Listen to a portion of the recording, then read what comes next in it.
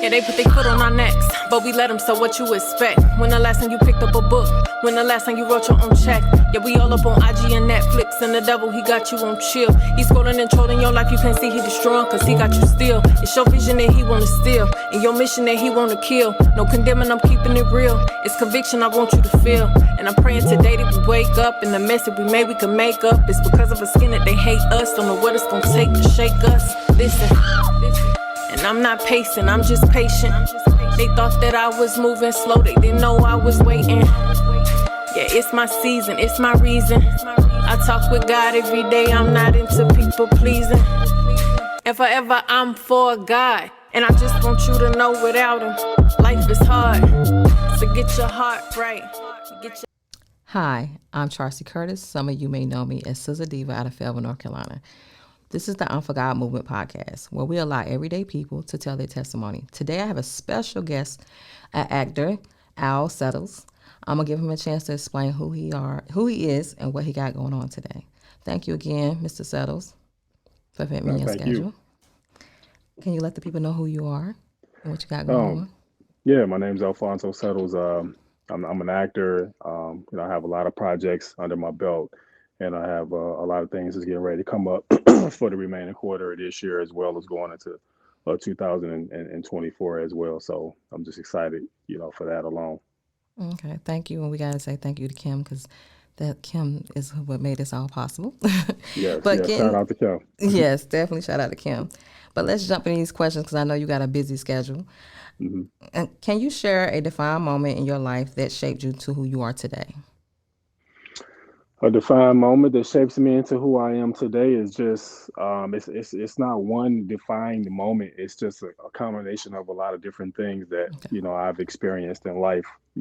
From the ups and the downs, the wins and the losses. You can't really enjoy the highs without knowing what the lows are. So it's just a combination of different things. So it's no one thing in particular. Okay. Could you share a valuable lesson where you learned along your journey? A valuable lesson that I learned along my journey. Expect people to be who they are.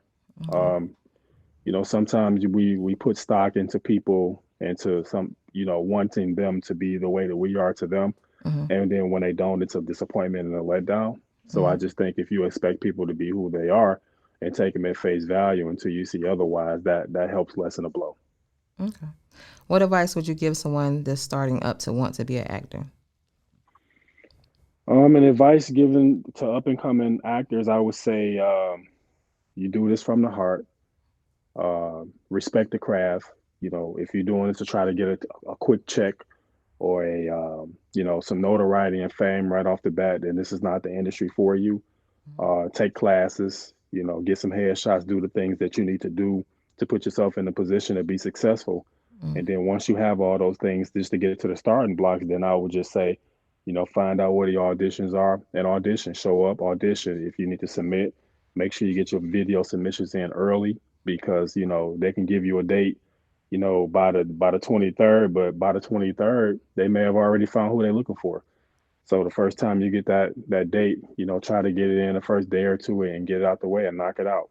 So that's my advice to up and coming actors, just trying to get in. Okay, thank you for that.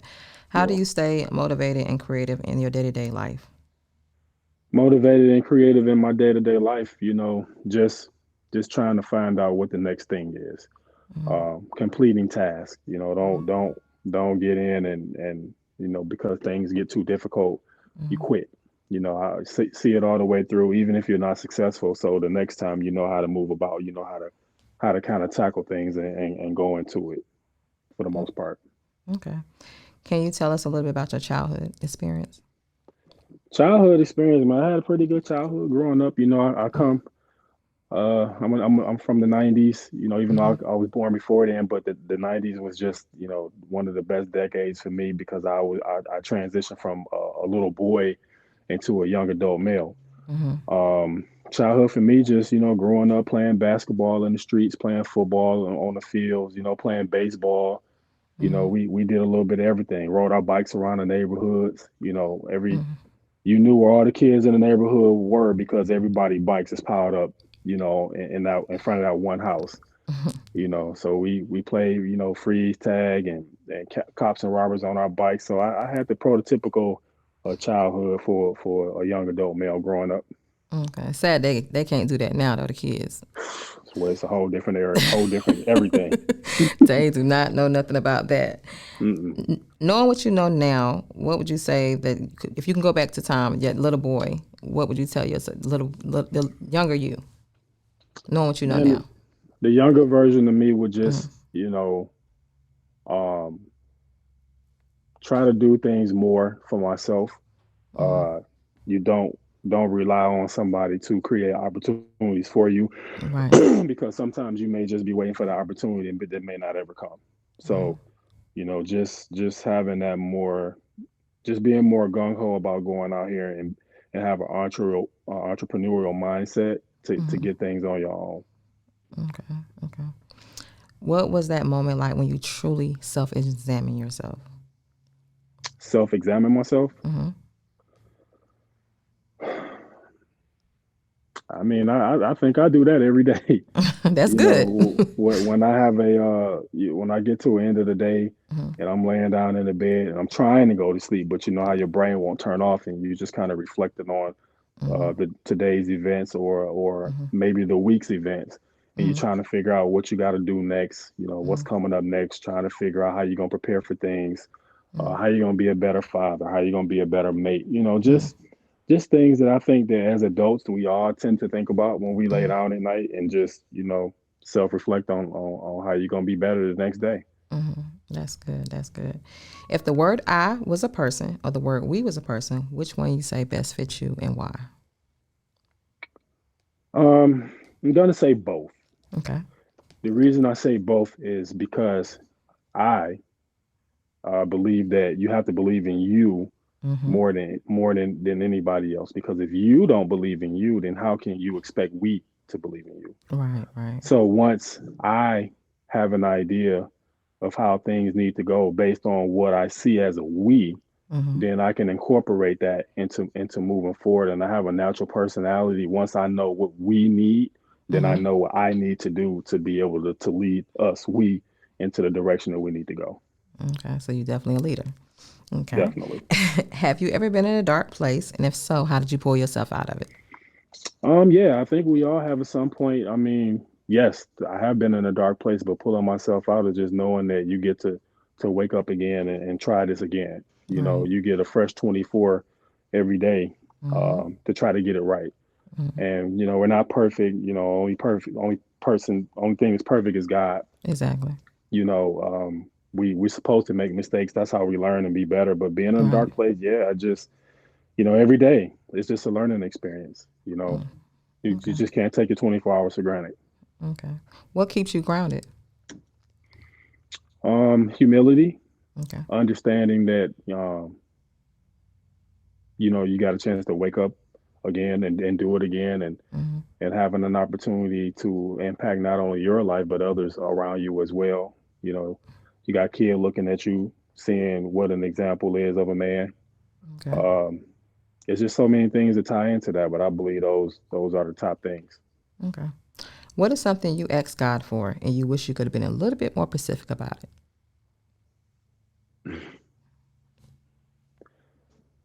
Um, I ask God to, remove people from my life that don't mean me well, Mm-hmm. mean good by me. Mm-hmm. And he has done that. Mm-hmm. But sometimes when he reveals to you who's for you versus who's not, Right. sometimes it's hard to accept that, Yeah, it is.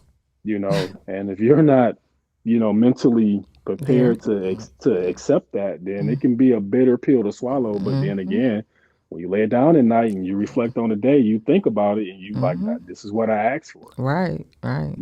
So you got what you asked for, but the pill was very bitter to swallow. So I would have to say that. Okay. How did you turn your pain into power?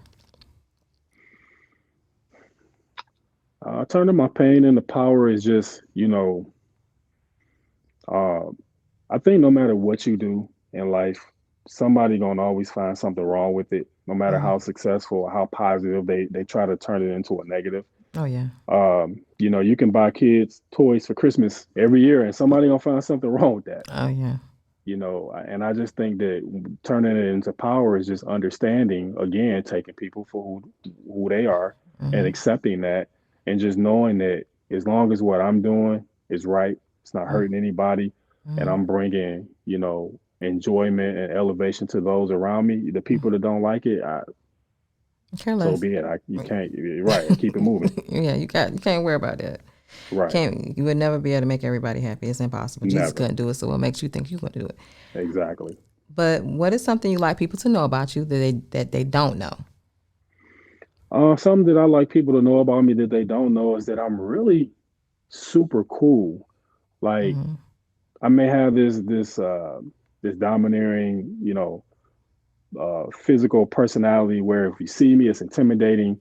But Hmm. if you take 2 minutes to talk to me, I got a good head on my shoulders. I'm sensible. I'm respectful. I'm Hmm. humble. I may not look that way just off an appearance, but once you get to know me, I'm really cool. And I think some people, when they see me, oh, he look uppity, or he look, Hmm. he like he stuck up, and it's Hmm. not none of that. I'll be chilling. But when if you have a conversation with me, you'll see Right. that I'm good people. Yeah, I agree. I can agree about that. If you Yeah. could change one thing in your life, what would it be and why? If I could change one thing in life, um, just elevate my financial situation. Okay. Because if I'm able to do that, then I'm able to more help other people around me that are close to me and put them in a position, to be successful. And I Hmm. feel like, where I am right now, it would start with me. So if I had a little bit more, I could do a little bit more for others around me. Okay. What was that moment like when you realized God was real without a shadow of a doubt? So give me a testimony. Man, where do I begin with that one? Go take your time. If I could, the times that God showed me that He was real. Hmm. I mean, He it's showed so up. it's so many, but I'll just take this. I'll take it back, man. This was 2005. Hmm. Uh, was on my way to work. Was running a little bit late. Had to be to work at like 3 o'clock. I was going from one end of town to the other. So let's just say basically I worked about 30 minutes away, Hmm. and I was running about maybe 10 or 15 minutes behind. Hmm. I'm driving, wasn't speeding, but driving down a residential street, got to an intersection. My intersection, it was a four-way. I didn't have a stop sign, but the opposite intersections coming across did. Hmm. Okay. Go through this intersection a million times. So it's bushes right on the edge of the intersection, so you can't see into the streets until you basically get in the middle of the intersection. You looking left or right. Okay. So I'm going. I go through. I see a mail truck coming from my Hmm. left, Hmm. and she coming.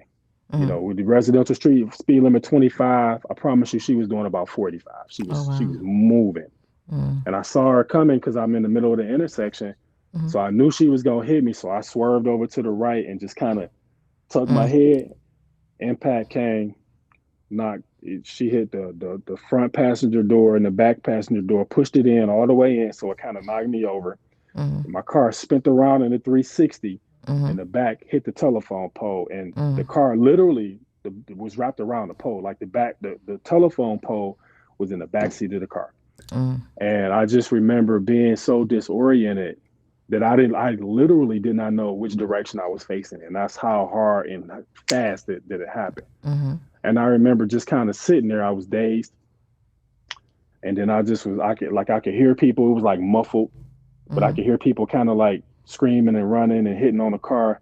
And I Hmm. kind of came to, Hmm. and I realized what happened, and I just crawled out the passenger door because my door there's no way I was getting out on my side. Right. Right. Crawled out my passenger door and just kind of walked away from the car and stood and looked there.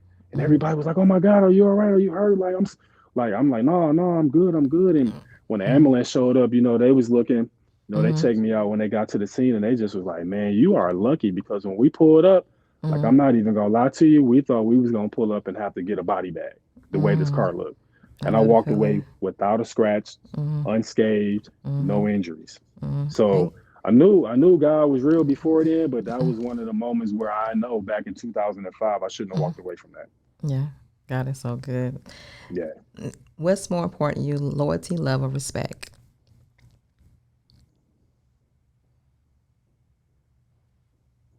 I'm gonna say all three, but I think loyalty is first. Okay. I believe if you loyal to something or to someone, Mm-hmm. then it opens it up for you to respect it. Okay. And then once you have the loyalty for what you respect, then Mm, the other thing just ties into it. okay. Okay. Leave the people with something positive. Just do what makes you happy. Don't take no for an answer. If you believe in something wholeheartedly, then Mm, stand on that and don't let someone else's opinion of what you feel interfere with what you think is right. okay. Thank you for that, and thank you, and congratulations on everything you're doing. Thank I you. pray for your overflow, what God is doing for you, and I thank y'all for tuning in. Because, like I said, you just never know who I'm gonna have on here, and I love you, but God loves you more. Until next time. Until next time.